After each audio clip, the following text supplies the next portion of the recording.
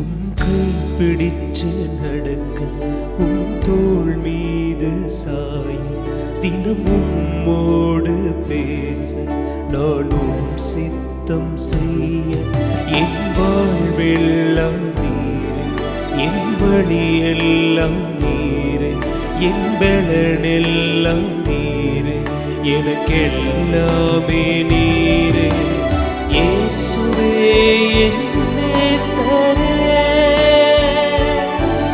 என் வாலிபம் உமக்காகவே.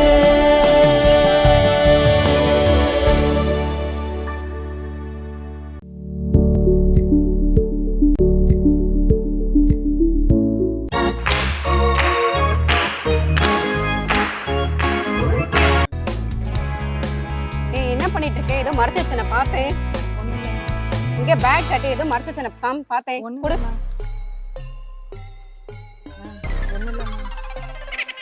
காலேஜ்ல வந்து செல்போன் யூஸ் பண்ணக்கூடாதுன்னு தெரியாதா?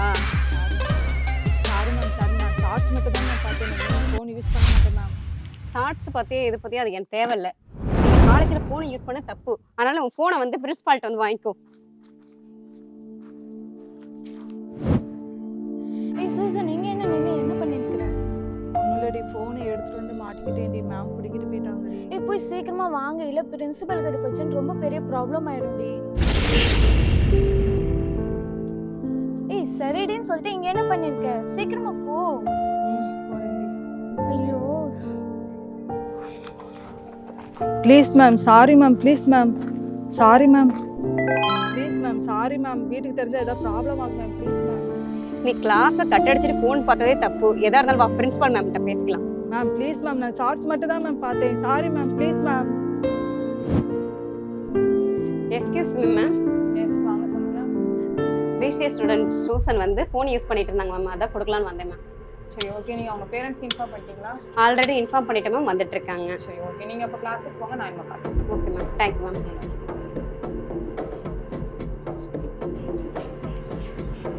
மேம், மேம், என்ன சூசன், வாங்க, இங்கே அவங்கள தான் வெயிட் பண்ணிட்டு இருக்கேன். என்ன கிளாஸை கட் அடிச்சு ஃபோன் பார்த்துட்டு இருந்தீங்களாம்ல? என்ன கிளாஸ் உங்களுக்கு இப்போ? Computer lab ma'am. ஃபோனில் என்ன பார்த்துட்டு இருக்கீங்க? காலேஜில் ஃபோன் அலௌடு கிடையாதுன்னு தெரியும்ல? மேம் தப்பாலாம் பார்க்கல மேம், ஷார்ட்ஸ் மட்டும் தான் மேம் பார்த்துட்டு இருந்தேன். நீ ஷார்ட்ஸ் பார்த்தியா, ரீல்ஸ் பார்த்தியா, யாருக்கு தெரியும்? காலேஜில் ஃபோன் யூஸ் பண்ணக்கூடாது, அவ்வளோதான். என்ன பார்த்தேன்னு கேட்டால் ஷார்ட்ஸ் தான் பார்த்தேன்னு என்கிட்ட நீ பதில் பேசுறியா? வெளியே வெயிட் பண்ண, உங்கள் பேரண்ட்ஸ் வரட்டும், அவங்கள்ட்ட பேசிக்கிறேன். Okay ma'am. Go. Okay ma'am. Parents வந்துட்டாங்க. Ask them to come in. Mummy daddy. வாங்கம்மா, பரவாயில்ல. வாங்க உட்காருங்க. வாங்க சார், உட்காருங்க சார்.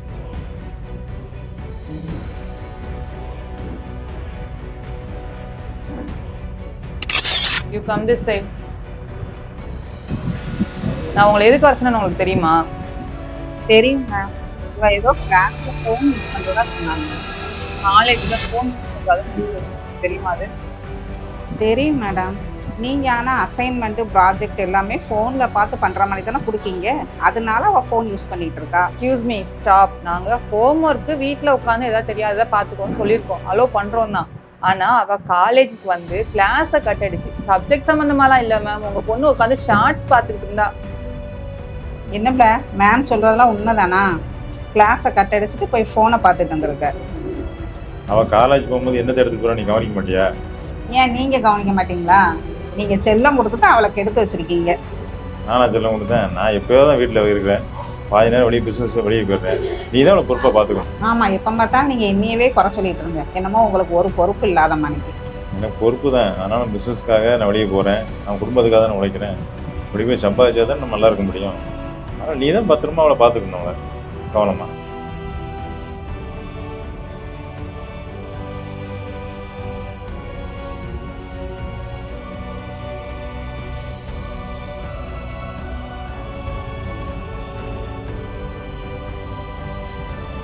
ஆமா, என்னை குறை சொல்றதே தான் உங்களுக்கு வேலை. சம்பாதிக்கன்னு குடும்பத்தையே பார்க்க மாட்டீங்க. ஆமா, நான் பார்க்கேன், நீ பார்க்கேன்னு பாக்கீங்க. இதுக்கு ஸ்டாப் பண்ணுங்க. அவகிட்ட ஏதோ பிரச்சனை இருக்குன்னு உங்களை வர சொல்லி பேசலான்னு பார்த்தா நீங்களே சண்டை போட்டுட்டு இருக்கீங்க. நீங்க கொஞ்சம் 2 minutes வெளியே வெயிட் பண்ணுங்க, நான் அவகிட்ட பேசிக்கிறேன். சரி சரி வாங்க. உங்களால் எனக்கு தான் ரொம்ப கேவலமாக இருக்கு. சரி சரி போ, அதனால ஒன்றும் பெரிய காலம்.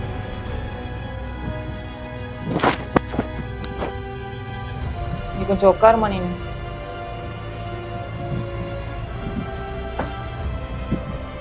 உன்னை பற்றி கம்ப்ளைண்ட் பண்ணலாம் நான் அவங்கள வர சொன்னால் அவங்களுக்குள்ளே கம்ப்ளைண்ட் பண்ணிட்டு இருக்காங்க. வீட்டில் இப்படி தான் இருப்பாங்களாம்மா? அவங்க வீடு எப்படி தான் இருக்கும்?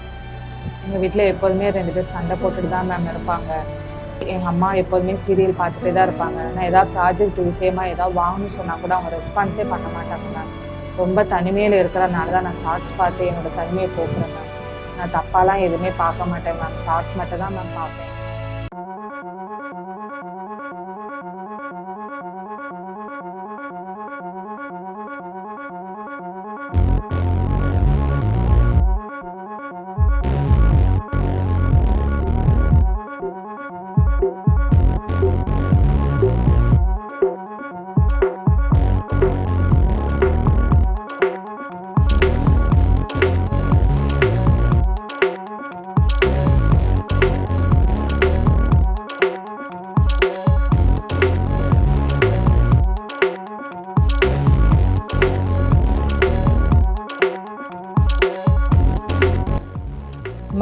மா டீ சொட்டை கொஞ்சம் கம்மியாக தான் வைங்கம்மா. படிக்கவே முடியலம்மா, ரொம்ப டிஸ்டர்பன்ஸாக இருக்குது.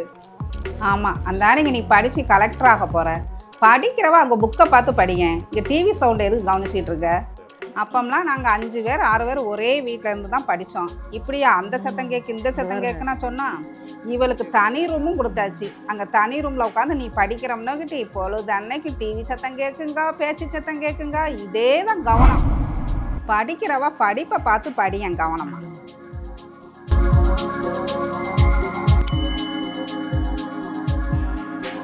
அம்மா ஒரு டீ போட, ஒரே தலைவலியாக இருக்கு. கொஞ்சம் இருங்க, அந்த ஒரு முக்கியமான சீன் ஓடிட்டு இருக்காங்க, மட்டும் பார்த்துட்டு. சே, இந்த சீரியல் வந்து நிம்மதியாக ஒரு டீ கூட வீட்டில் குடிக்க முடியல. அங்கே போனால் ஆஃபீஸில் அங்கே நிம்மதியில், வீட்டில் வந்தால் வீட்லேயும் நிம்மதி இல்லை. சே, இந்த வீட்டில் நிம்மதியாக ஒரு சீரியலை கூட பார்க்க முடியலப்பா. அவள் என்னன்னா நான் படிக்க முடியல, சீரியலில் சவுண்டை குறைங்க.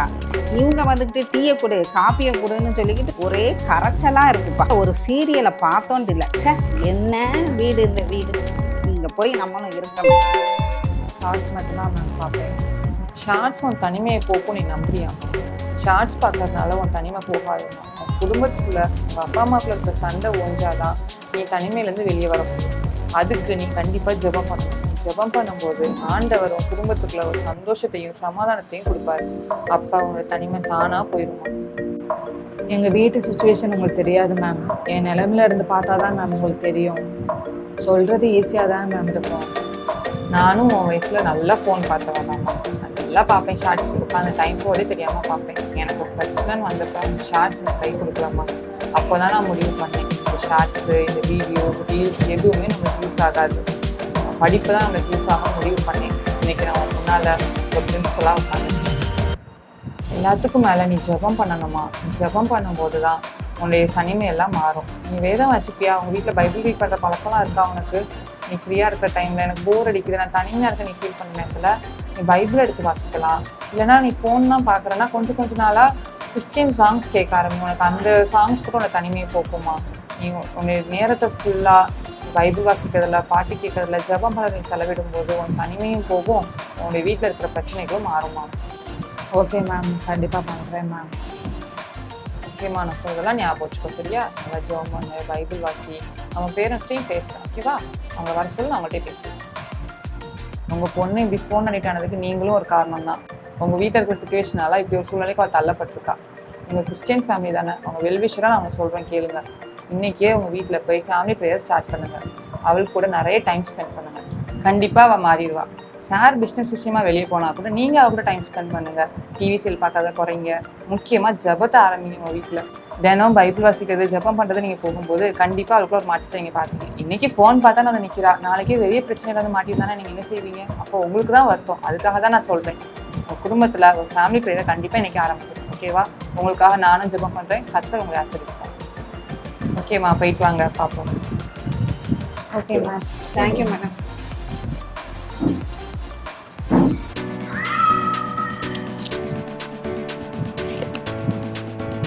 ஏ சூசா, நீங்க வா. மேம், இந்த உன்னோட ஃபோன் சொன்னதெல்லாம் ஞாபகம் இருக்குதா? காலேஜில் ஃபோன் யூஸ் பண்ணக்கூடாது, வெளியே யூஸ் பண்ணும்போதும் அவசியமானதுக்கு மட்டும் லிமிட்டாக யூஸ் பண்ணு. ஓகேவா? Okay thank you.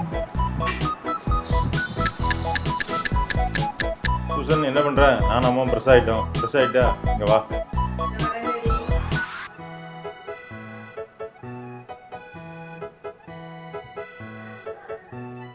சொல்லியிருக்காங்களம்மா குடும்ப ஜோம் பண்ண சொல்லி நம்ம ஜோம் பண்ணோன்னா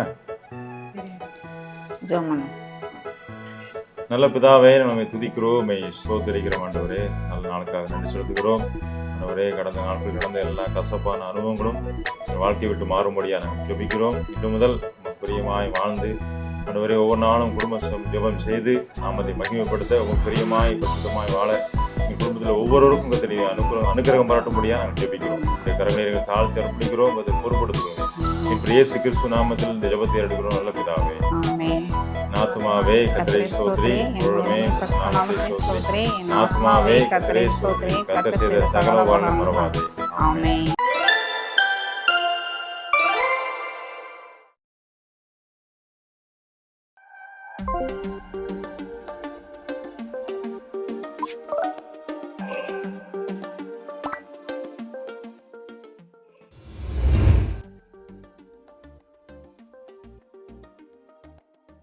நேற்றும் இன்றும் என்றும் மாறாதவராய் இருக்கிற இயேசு கிறிஸ்துவின் இனிதான நாமத்தினாலே இந்த கண்மணியை கேள் என்ற நிகழ்ச்சியை பார்த்து கொண்டிருக்கிற அருமையான வாலிப செல்வங்களுக்கு எங்களுடைய அன்பின் வாழ்த்துக்கள். வாரந்தோறும் நாங்கள் வெளியிடுகிற இந்த வாலிபர்களுக்கான சிறப்பு நிகழ்ச்சி நிச்சயமாக உங்களுக்கு பிரயோஜனமா இருக்கும் அப்படின்னு சொல்லி நாங்கள் கர்த்தருக்குள் நம்புகிறோம். ஆண்டவரோட வார்த்தைகள் ஒவ்வொன்றும் வித்தியாசமான முறையில் ஆண்டவர் நம்மோடு கூட பேசிக்கொண்டே இருப்பார். அப்படிதானங்க இந்த யங் ஸ்டேஜில், இந்த வாலிப வயதில் எப்போவுமே சந்தோஷமா இருக்கணும், ஜாலியாக என்ஜாய் பண்ணணும் அப்படி தானே நினைப்பீங்க. ஃப்ரெண்ட்ஸ் கூட சேர்ந்து பேசிக்கிட்டே இருந்தால் நான் ஜாலியாக இருப்பேன், எனக்கு பிடிச்ச நபர் கூட நான் சேட் பண்ணால் ரொம்ப ஜாலியாக இருக்கும் அப்படின்னு சொல்லி உங்களோட ஆசை கனவுகள் எல்லாம் நடக்கும்போது உங்களுக்கு ரொம்ப சந்தோஷமா இருக்கும். அப்படி தானே இந்த அருமையான வாலிப வயசுல கூட உங்களுக்கு என்னெல்லாம் இஷ்டமா இருக்குதோ, எதெல்லாம் விருப்பமா இருக்குதோ அதையெல்லாம் செஞ்சிடணும் அப்படின்னு சொல்லி நினைப்பீங்க. சந்தோஷமா இருக்கணும் அப்படின்னு சொல்லி நினைக்கிறதுல தப்பு இல்லை. ஆனா சந்தோஷத்துக்காக தவறான வழியில போயிடக்கூடாது, பாவமான காரியத்தை செஞ்சிடக்கூடாது அப்படிங்கிறதுல நம்ம ஜாக்கிரதையா இருக்கணும். வேதத்துல கூட பிலிப்பியர் 4ஆம் அதிகாரம் 4வது வசனத்துல என்ன சொல்லியிருக்குதுன்னா, கர்த்தருக்குள் எப்பொழுதும் சந்தோஷமா இருங்கள், சந்தோஷமா இருங்கள் என்று மறுபடியும் உங்களுக்கு சொல்லுகிறேன்னு இயேசு கிறிஸ்து சொல்றாரு. பாத்தீங்களா? மறுபடியும் நான் உங்களுக்கு சொல்றேன் அப்படின்னு சொன்னா, திரும்பவும் அதை அழுத்தி சொல்றாங்கன்னா அது எவ்வளவு முக்கியமான ஒரு விஷயம் பாத்தீங்களா? அப்ப நீங்களும் நானும் எல்லாரும் நம்ம கர்த்தருக்குள்ள சந்தோஷமா இருக்கணும் அப்படின்னு தான் இயேசு கிறிஸ்துவும் விரும்புறாருங்க. அப்போ உங்களுடைய வாழ்க்கையில சந்தோஷம், உண்மையான ஒரு சந்தோஷம் எங்க கிடைக்கும் அப்படின்னா, அது கர்த்தருக்குள்ள இருக்கிற வாழ்க்கையில தான் கிடைக்கும். நிறைய வாலிபர்கள் நினைக்கிறீங்கல்ல, நான் ஏசப்பாவை ஏற்றுக்கொண்டா இந்த தப்பெல்லாம் செய்ய முடியாது, சினிமா பார்க்க முடியாது, சீரியல் பார்க்க முடியாது, நான் பாய் ஃப்ரெண்ட் வச்சுக்க முடியாது, கேர்ள் ஃப்ரெண்ட் வச்சுக்க முடியாது அப்படின்னு சொல்லி உங்களோட சந்தோஷத்துக்கு ஏசப்பா தடையா இருக்கிறதா இன்னைக்கு நிறைய பிள்ளைங்க நினைக்கிறாங்க. நாங்கள் வைக்கிற வாலிபர்கள் கூடுகையிலெல்லாம் உங்களுக்கு இருக்கிற கொஸ்டின்ஸ் எல்லாம் கேளுங்க, உங்களுக்கு என்ன கேள்வி இருக்கோ நீங்க கேளுங்க அப்படின்னு சொன்னா, அவங்க அநேக வாலிப பிள்ளைங்க கேட்கறது என்னன்னா, நாங்க ஏசப்பாவை ஏற்றுக்கொண்டுட்டா நாங்க இப்படி ஜாலியா இருக்க முடியாதுல்ல, சந்தோஷமா இருக்க முடியாதுல்ல அப்படின்னு சொல்லி நிறைய பிள்ளைங்க நினைக்கிறாங்க. ஆனா அதுதாங்க இல்ல. நம்ம உண்மையான சந்தோஷம் ஏசப்பாவுக்குள்ள இருக்கிறது தான் இருக்கு. அவரு நம்மள கரெக்டான வழியில நடத்துவாரு. மாயையான ஒரு வலையில சிக்காதபடி ஏசப்பா நம்மள என்ன செய்வாங்க, பத்திரமா பாதுகாத்துக்குவாங்க. அப்ப எது உண்மையான சந்தோஷம் கிடைக்குது அப்படின்னு சொன்னா, ஆண்டவருக்குள்ள நம்முடைய வாழ்க்கை இருக்கும்போது தான் நமக்கு ஒரு உண்மையான சந்தோஷம் கிடைக்குதுங்க. ஒரு நாள் ஒரு மனுஷன் நைட்டு ஃபுல்லா தூக்கம் வரல அப்படின்னு சொல்லிட்டு டாக்டரை பார்க்கறதுக்காக போறாங்க. டாக்டர் எல்லா செக்கப்பும் பண்ணிட்டு, உங்க உடம்புல எந்த ஒரு ஃபால்ட்டும் இல்லை, உங்களோட ஹெல்த் ரொம்ப நல்லா இருக்குதே, எதுக்காக உங்களுக்கு தூக்கம் வரல அப்படின்னு சொல்லி கேட்டாராம். என்னன்னே தெரியல டாக்டர். எனக்கு ரொம்ப நாளாவே நான் தூக்கம் வராம கஷ்டப்படுறேன். எனக்கு ஏதோ உடம்புல ஒரு பிரச்சனை இருக்குது அப்படின்னு சொன்னாராம். அப்ப அந்த டாக்டர் சொன்னாங்களா, எல்லா செக்கப்பும் நார்மலா இருக்கு. நீங்க நல்லா இருக்கிறீங்க. நீங்க சந்தோஷமா இருக்கலாம். நல்லா தூங்கலாம். உங்களுக்கு ஒண்ணுமே பிரச்சனை இல்ல அப்படின்னு சொன்னாராம். அப்ப இல்ல எனக்கு ஏதோ ஒரு பிரச்சனை இருக்கு அப்படின்னு அந்த மனுஷன் சொல்லிட்டே இருந்தாராம். அப்ப டாக்டர் சொன்னாங்களா, நம்ம ஊர் பக்கத்துல தான் ஒரு சர்க்கஸ் வித்தை நடக்குது. சர்க்கஸ் நடக்குது. அதுல ஒரு வித்த காட்டுற ஒரு மனுஷன் எல்லாரையுமே சிரிக்க வைக்கிறான். சந்தோஷமா இருக்காங்க அந்த இடத்துக்கு வர்றவங்க எல்லாரும் அப்படின்னு சொன்னாராம். அப்படியா அப்படின்னு கேட்ட அந்த மனுஷன் சொன்னாராம், அந்த சர்க்கஸ் வித்தையில அந்த சர்க்கஸ்ல வித்த காட்டுற மனுஷனே நான் தான் எல்லாரையும் சிரிக்க வைக்கிறேன். ஆனா எனக்கு நிம்மதி இல்ல, சந்தோஷம் இல்லையே அப்படின்னு சொன்னாராம். அந்த டாக்டருக்கு ஷாக் ஆயிட்டா. எல்லாரையும் சிரிக்க வைக்கிற, எல்லாரையும் சந்தோஷப்படுத்துற மனுஷன் தூக்கம் வராம கஷ்டப்பட்டுட்டு இருக்காரா அப்படின்னு சொல்லி அந்த டாக்டரு ஆச்சரியப்பட்டு போனாராம். பாருங்க, அருமையான வாலிப தம்பி தங்கச்சி, மத்தவங்கள சந்தோஷப்படுத்துற, மத்தவங்கள சிரிக்க வைக்கிற அந்த மனுஷனால சந்தோஷமா இருக்க முடியல. நிம்மதியா இருக்க முடியல. பாத்தீங்களா? இந்த உலகத்துல கிடைக்கிற சந்தோஷம் இப்படிதாங்க. சீக்கிரமா மாறி போயிரும். ஒரு காரியத்த செய்யற வரைக்கும் தான் சந்தோஷமா இருக்கும். உன்னோட ஃப்ரெண்டு கிட்ட ஒரு 10 நிமிஷம் ஸ்பெண்ட் பண்ணா உனக்கு சந்தோஷமா இருக்குன்னா, அந்த 10 நிமிஷம் தான் அந்த சந்தோஷம். நீ உன்னோட ஆசைப்பட்டத நம்ம நிறைவேற்றணும், நம்ம ஆசைப்பட்டது நமக்கு கிடைக்கணும் அப்படின்னு நினைச்சீன்னா, அது கிடைக்கிற வரை அந்த கொஞ்ச நாட்கள் தான் அது சந்தோஷம். ஆனா உண்மையான நிரந்தரமான சந்தோஷம் ஆண்டவருக்குள்ள இருக்கிற நம்மளோட உறவு, ஏசப்பாவுக்குள்ள இருக்கிற அந்த வாழ்க்கையில தாங்க உண்மையான ஒரு சந்தோஷம் இருக்கு. ஒரு அப்பாவுக்கு 2 பிள்ளைங்க இருந்தாங்க. மூத்த பையன் அப்பாவோட வேலைய எல்லாம் கவனமா, பொறுப்பா நல்லா செய்வான். ஆனா அந்த 2வது பையன் ரொம்ப சேட்டை பிடிச்ச பையன். சின்னதுல இருந்தே அப்பா சொல்லு பேச்சு கேட்க மாட்டான். ஃப்ரெண்ட்ஸ் கூட தான் அலைவான். ஃப்ரெண்ட்ஸ் சொல்றத தான் கேட்பான். வீட்டுக்கு சாப்பிட வரமாட்டான். லேட் நைட்ல வருவான். இப்படி அப்பாவுக்கு கீழ்ப்படியாத ஒரு பையனா இருந்தான். அவனும் வளர்ந்து வாலிப பையனா ஆயிட்டான். அப்பா கிட்ட வந்து சொல்றான், "அப்பா எனக்கு சொத்துல பாதிய பிரிச்சு தாங்கப்பா" அப்படின்னு சொல்லி கேட்கறான். அப்பா சொல்றாங்க, "மகனே உனக்கு என்னப்பா குறை இருக்கு? நான் என்ன கேட்டாலும் நான் வாங்கி தர்றேனே. ஏன்பா இந்த வயசுல சொத்துல பாதி கேட்கிற?" அப்படின்னு சொல்றாங்க அப்பா. ஆனா மகன் கேட்கறதா இல்ல. "இல்ல எனக்கு நீங்க சொத்துல பாதிய பிரிச்சு தான் தரணும்" அப்படின்னு சொல்லி விடாப்பிடியா அவனுக்கு வர வேண்டிய பணத்தை எல்லாம் வாங்கிட்டு தூரமான ஒரு இடத்துக்கு போறான். நெறைய ஃப்ரெண்ட்ஸ் இருக்கிறாங்க. ஜாலியா இருக்கிறான். சந்தோஷமா இருக்கிறான். இஷ்டம் போல வாழ்றான். எங்க போகணும்னாலும் போகலாம். சினிமாக்கு போகலாம், பார்ட்டிக்கு போகலாம், ட்ரிங்க்ஸ் பண்ணலாம். இப்படி எல்லா விதமான பாவத்தையும் சந்தோஷமா செய்றான். ஆனா ஒரு நாள் அவன் பாக்கெட்ல பணம் இல்லாம போயிட்டு, ஃப்ரெண்ட்ஸ் ஒரு ஆளும் இல்ல. நல்லா ட்ரிங்க்ஸ் பண்ணிட்டு நடு தெருவுல படுத்திருக்கான். தட்டி எழுப்புனா காலையில எந்திரிச்சு பார்த்தா, எல்லாமே முடிஞ்சு போயிட்டு. கூட இருந்த நண்பர் கூட்டம் எல்லாம் அப்படியே மறைஞ்சு போயிட்டாங்க. அவனுக்கு உதவி செய்ய அப்படின்னு சொல்லி யாருமே இல்ல. யார்கிட்டயாவது போய் வேலை கேட்கலான்னு போனா, அவன பார்த்தாவே யாரும் வேலை குடுக்க மாட்டாங்க. அந்த அளவு அவனோட வாழ்க்கை ரொம்ப மோசமான ஒரு வாழ்க்கையா போயிட்டு. அப்ப என்ன செய்யலாம் அப்படின்னு சொல்லி அவன் யோசிச்சுக்கிட்டே நடந்து வரும் பொழுது, ஒரு பன்னி மேய்ச்சுக்கிட்டு இருந்த ஒரு மனுஷன பார்க்குறாரு. இந்த பன்னி மேய்க்கிற வேலையாவது நமக்கு கிடைச்சிராதா அப்படின்னு சொல்லி, பன்னி வச்சிருக்கிற அந்த ஓனர் கிட்ட போய் பேசுறான். "ஐயா, எனக்கு இந்த பன்னி மேய்க்கிற வேலையாவது தாங்கய்யா" அப்படின்னு சொல்லி. "சரி, இந்த வேலைக்கு தான்யா ஆள் இல்லாம இருந்தேன் வா" அப்படின்னு சொல்லி பன்னி மேய்க்கிறதுக்காக வேலைக்கு சேர்க்கிறாரு அந்த ஓனர். இவன் அந்த பன்னி மேய்ச்சிக்கிட்டு இருக்கும்போது, சாப்பிடாத அந்த நாட்கள நெனச்சு பார்க்குறான். அவனுக்கு ரொம்ப பசி கொடுமையா இருக்கு. இந்த பன்னிக்கு போடுற அந்த சாப்பாடு, அதாவது தவிடு தானே போடுவாங்க பன்னிக்கு. அந்த சாப்பாடாவது நமக்கு கிடைக்காதா? அப்படின்னு சொல்லி ஏக்கத்தோட அந்த பசி மயக்கத்துல இருக்கும் பொழுது தான் அவனுக்கு ஞாபகம் வருது. என்னோட அப்பா, என்னோட வீட்ல நெறைய வேலைக்காரங்க இருக்கிறாங்க. அவங்கெல்லாம் டெய்லி வகை வகையான விதவிதமான சாப்பாடு சாப்பிடுறாங்களே! வாரத்துக்கு ஒரு நாள் நல்ல பிரியாணி போடுவாங்களே! என்னோட வீட்ல இருக்கிற வேலைக்காரங்களுக்கு கூட நல்ல சாப்பாடு கிடைக்குதே! ஆனா என்னோட நிலைமை இவ்ளோ மோசமாயிட்டே! அப்படின்னு சொல்லி அவனுக்கு புத்தி தெளியுதுங்க. இது சாதாரண ஒரு ஸ்டோரி இல்ல. இயேசு கிறிஸ்துவே சொன்ன சம்பவத்த தான் அக்கா உங்ககிட்ட சொல்லிட்டு இருக்கேன். லூக்கா எழுதின சுவிசேஷம் 15ஆம் அதிகாரம் 11வது வசனத்திலிருந்து நீங்க வாசித்து பார்த்தா, இந்த சம்பவம் அதுல எழுதப்பட்டு இருக்குது. அப்ப அந்த இளைய குமாரன் நெனச்சு பார்க்குறான், என்னோட வீட்ல எல்லாரும் நல்லா திருப்தியா சாப்பிடுறாங்களே!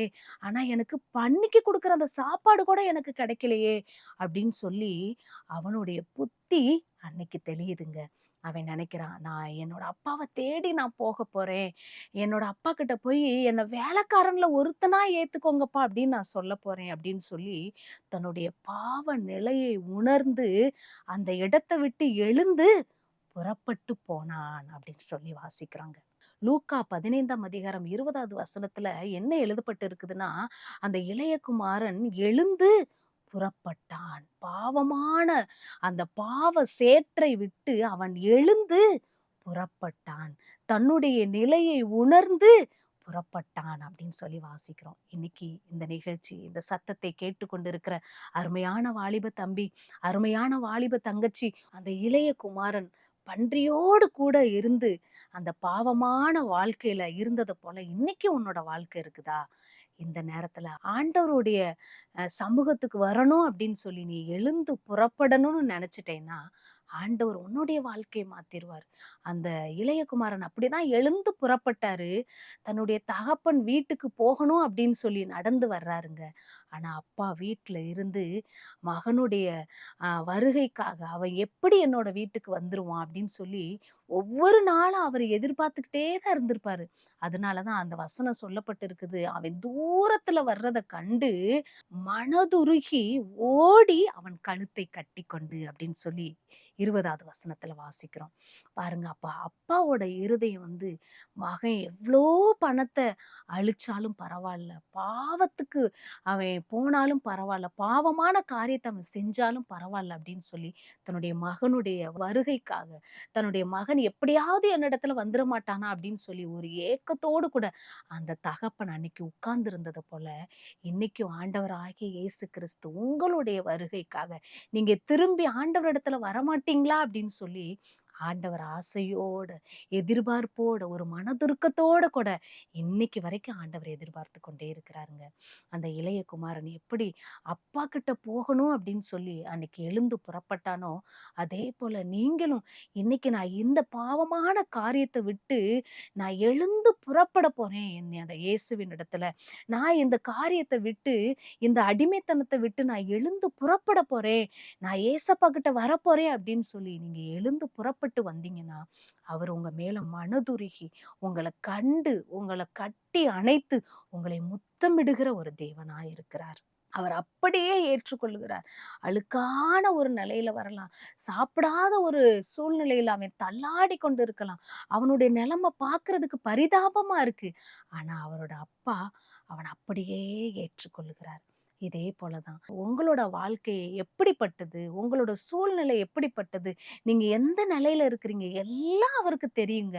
ஆனா நீங்க செய்ய வேண்டியதெல்லாம், ஆண்டவரே நான் உங்ககிட்ட வர்றேன், நான் உம்மிடத்துல என்ன அப்படியே தர்றேன் அப்படின்னு சொல்லி நீங்க இருக்கிற நிலையோடு கூட ஆண்டவரிடத்துல வரும் பொழுது அவர் உங்களை அப்படியே ஏற்றுக்கொள்ளுகிற ஒரு தேவனா இருக்கிறார். என்ன சொல்றாரு தெரியுமா? வேலைக்காரர்களை பார்த்து, என்னுடைய மகன் திரும்பி வந்துட்டான், நீங்க அவனுக்கு நல்ல மோதிரத்தை வாங்கி கொடுங்க, நல்ல ஒரு பாதரட்சியை கொடுங்க, கொளுத்த கன்றை அடித்து எல்லாருக்கும் விருந்து பண்ணுங்க, இது சந்தோஷமா இருக்க வேண்டிய நாள் அப்படின்னு சொல்றாரு. எல்லாருக்கும் சந்தோஷத்தை கொடுக்கிற அந்த நாள்ல அவனுடைய உள்ள எவ்வளவு சந்தோஷமா இருந்திருக்கும். அவன் நினைச்சிருப்பான், நான் வேலைக்காரனா என்னுடைய அப்பாட்ட மன்னிப்பு கேட்கணும் அப்படின்னு சொல்லி. ஆனா அப்பா தன்னுடைய பிள்ளையா ஏற்றுக்கொண்டு எல்லா விதமான பரிசுகளையும் அவனுக்கு கொடுக்கிறத பாக்குறோங்க. இதே போலதான் வாலிப தம்பி தங்கச்சி, உன்னுடைய வாழ்க்கையில எதையோ நீ சந்தோஷம், இதுதான் என்னோட வாழ்க்கையில ஹாப்பியா இருக்கும் அப்படின்னு சொல்லி நீ நினைச்சிருக்கலாம். ஆனா உண்மையான சந்தோஷம் உன்னுடைய பாவ நிலையை விட்டு ஆண்டவரிடத்துல வர்றது தாங்க உண்மையான சந்தோஷம். உன்னுடைய பாவத்தை உணர்ந்து ஆண்டவரிடத்துல மன்னிப்பு கேட்பதுதான் உண்மையான சந்தோஷம். ஆண்டவர் என்ன சொல்றாருன்னா, மனம் திரும்ப அவசியம் இல்லாத 99 நீதிமான்களை பார்க்கிலும் மனம் திரும்புகிற ஒரு பாவி நிமித்தம் பரலோகத்துல மிகுந்த சந்தோஷம் உண்டாயிருக்குமா. பரலோகமே உங்களை கொண்டாடுகிற ஒரு சந்தோஷம் எப்ப உண்டாகுது அப்படின்னா, மனம் திரும்புகிற ஒரு இருதயம், பாவத்தை விட்டு எழுந்து புறப்படுகிற ஒரு இருதயம் எந்த ஒரு மனிதனுக்குள்ள, எந்த ஒரு மனுஷிக்குள்ள வருதோ அவங்கள குறித்து பரலோகம் சந்தோஷப்படுதுங்க. அப்போ உண்மையான ஒரு சந்தோஷம் எதுல இருக்குன்னா, ரட்சிப்புல இருக்குது. அதனாலதான் தாவீது சொல்றாங்க, சங்கீதம் 51வது அதிகாரம் 12வது வசனத்துல, உமது ரட்சணியத்தின் சந்தோஷத்தை திரும்பவும் எனக்கு தந்து. பாருங்க, அந்த ரட்சணியத்தின் சந்தோஷம் அப்படிங்கிறது இந்த உலகம் கொடுக்க முடியாத, யாரால எடுக்க முடியாத, விலையேறப்பற்ற, விலை மதிக்க முடியாத ஒரு சந்தோஷங்க. அதனாலதான் அந்த தாவீது சொல்றாரு, திரும்பவும் எனக்கு அந்த சந்தோஷத்தை தாங்க. அந்த ரட்சணியம் அப்படிங்கிற, அந்த ரட்சிப்பு அப்படிங்கிற சந்தோஷத்தை எனக்கு தந்தீங்களே, என்னை பாவத்திலிருந்து விடுதலையாக்கி, என்னுடைய பாவ படுகுழியிலிருந்து என்னை தூக்கி எடுத்து உம்முடைய அன்பினால என்னை அரவணைத்து கொண்டீங்களே, அந்த சந்தோஷத்தை போல இந்த உலகத்துல எதுவுமே இல்ல ஆண்டவரே அப்படின்னு சொல்லி கதறுகிறத நம்ம பாக்குறோங்க. திரும்பவும் எனக்கு தாங்க, நான் அந்த சந்தோஷத்தை மிஸ் பண்ணிட்டேன், நான் அந்த சந்தோஷத்தை இழந்துட்டேன், நான் பாவத்துல திரும்ப விழுந்துட்டேன், என்னை தூக்கி விடுங்க ஆண்டவரே, எனக்கு அந்த சந்தோஷம் வேணும். நான் எங்கெங்கேயோ தேடி பார்த்தேன், நான் ராஜாவா இருந்து பார்த்தேன், நிறைய யுத்தத்துல நான் வெற்றி பெற்று பார்த்தேன், நிறைய காரியங்களை நான் சாதிச்சு பார்த்தேன், நிறைய படை வீரர்கள் எனக்கு இருக்கிறாங்க, ஆஸ்தி இருக்கு, அந்தஸ்து இருக்கு, செல்வாக்கு இருக்கு. ஆனா இவைகள் எல்லாவற்றிலும் கிடைக்காத ஒரு பெரிய சந்தோஷம் அந்த ரட்சிப்பின் அனுபவத்துக்குள்ள, அந்த ரட்சிப்பின் சந்தோஷம் தான் எனக்கு நிரந்தரமான சந்தோஷம் என்று தாவீது கதறுகிறதை நம்ம வாசிக்கிறோங்க. அருமையான வாலிப தம்பி, தங்கச்சி, நீ ஒரு காலத்துல ரட்சிக்கப்பட்டு நல்ல ஜெப கூட்டத்துக்கு போய் ஆண்டவருக்குள்ள இருந்து இன்னைக்கு பின்மாற்றமான ஒரு சூழ்நிலையில இருக்கிறியா? நான் எப்படி திரும்ப வருவேன்? நான் ஆண்டவருக்கு இவ்ளோ துரோகம் பண்ணிட்டேனே! நான் எவ்ளோ கமிட்மெண்ட் பண்ணேன்? நான் ஆண்டவருக்கு எவ்ளோ நான் என்ன ஒப்பு கொடுத்தேன்? நான் ஞானஸ்தானம் எடுத்து நான் நல்லா ஆண்டவருக்காக வாழ்ந்து கொண்டிருந்தேனே! ஆனா இன்னைக்கு என்னோட நிலைமை பரிதபிக்கப்பட்டதா இருக்குதே! ஆண்டவர் வெறுக்கக்கூடியதா இருக்குதே! பாவமான படுகுழியில நான் விழுந்து கிடக்கிறேனே! அப்படின்னு சொல்லி ஆண்டவர் கிட்ட வர்றதுக்கு தயங்கிக் கொண்டிருக்கிறீங்களா? தாவீத போல, ஆண்டவரே, அந்த ரட்சணியத்தின் சந்தோஷத்தை எனக்கு திரும்ப தாங்கப்பா அப்படின்னு சொல்லி எந்த ஒரு நிலையில இருந்து நீங்க கேக்குறீங்களோ, உங்களுக்கு உண்மையான அந்த சந்தோஷத்தை அவர் தர்றதுக்கு வல்லமையுள்ள ஒரு தேவனா இருக்கிறார். வல்லமையுள்ள தேவன் அப்படிங்கிறத விட அவர் ஆசையுள்ள ஒரு தேவனா இருக்கிறாரு. அவர் மனதுருக்கம் உள்ள தேவனா இருக்கிறாரு. நீங்க பாவத்துல இருக்கிறத அவர் பார்த்து அவர் மனதுருகிக்கிட்டே இருக்கிறாருங்க. என்னோட பிள்ளை, என்னோட ரத்தத்தால நான் கழுவப்படணும், நான் எனக்கிட்ட இருக்கிற சந்தோஷத்தை அவனுக்கு நான் கொடுக்கணும் அப்படின்னு சொல்லி ஆசையோட அவர் காத்து கொண்டு இருக்கிறாருங்க. அருமையான வாலிப தம்பி, தங்கச்சி, இந்த சந்தோஷத்தை நீ மிஸ் பண்ணிராத. நீ நினைக்கலாம், எனக்கு அதுலதான் சந்தோஷம் கிடைக்கும், எனக்கு என்னோட பாய் ஃப்ரெண்ட் எனக்கு ரொம்ப முக்கியம், என்னோட கேர்ள் ஃப்ரெண்ட் எனக்கு ரொம்ப முக்கியம், அவங்க கிட்டதான் என்னோட பாரத்தை எல்லாம் ஷேர் பண்ணுவேன். உனக்கு இருக்கலாம், நல்ல ஒரு ஃப்ரெண்ட் இருக்கலாம்.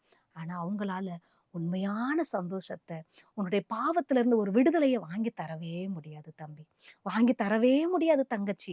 உன்னோட பாவத்துல இருந்து விடுதலை ஆக்குகிற அந்த ரட்சிப்பின் சந்தோஷம் ஏசப்பாவால மட்டும்தான் கொடுக்க முடியும். ஒரு யூத் கேர்ள் வந்து பாஸ்டர் அம்மாட்ட போய் கேட்டாலாம், பாஸ்டர் அம்மா, நான் நல்ல ட்ரெஸ் போட முடியல, சர்ச்சுக்கு வந்தா இப்படிதான் போகணும், இப்படிதான் ட்ரெஸ் பண்ணணும்னு என்னோட பேரண்ட்ஸ் சொல்றாங்க, நான் எப்படிதான் ட்ரெஸ் பண்ண அப்படின்னு சொல்லி கேட்டாலாம்.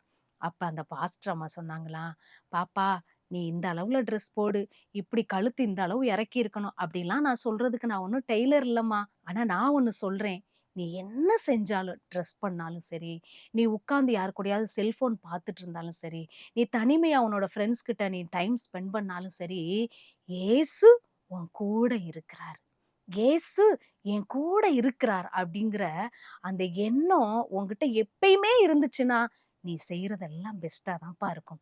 நீ ட்ரெஸ் பண்ணும்போது, இந்த ட்ரெஸ்ஸ போட்டா யாராவது இடறி போயிருவாங்களா, தவறான எண்ணத்தோட நான் அந்த ட்ரெஸ் பண்றேனா அப்படின்னு சொல்லி நீ யோசிச்சு, என் கூட ஏசு இருக்கிறார், ஏசு இந்த ட்ரெஸ்ஸ பார்த்தா சந்தோஷப்படுவாங்களா, அல்லது இது நல்லா இல்ல மகளே அப்படின்னு என்ன பார்த்து சொல்லுவாரா அப்படின்னு சொல்லி நீ ஒவ்வொரு காரியத்தையும் செஞ்சேன்னா, நீ வந்து எல்லாமே உன்னோட காரியம் எல்லாம் சூப்பரா தான் பாப்பா இருக்கும் அப்படின்னு அந்த பாஸ்டர் அம்மா சொன்னாங்களாம். பாத்தீங்களா, எவ்வளோ நல்ல ஒரு அறிவுரை இல்லையா?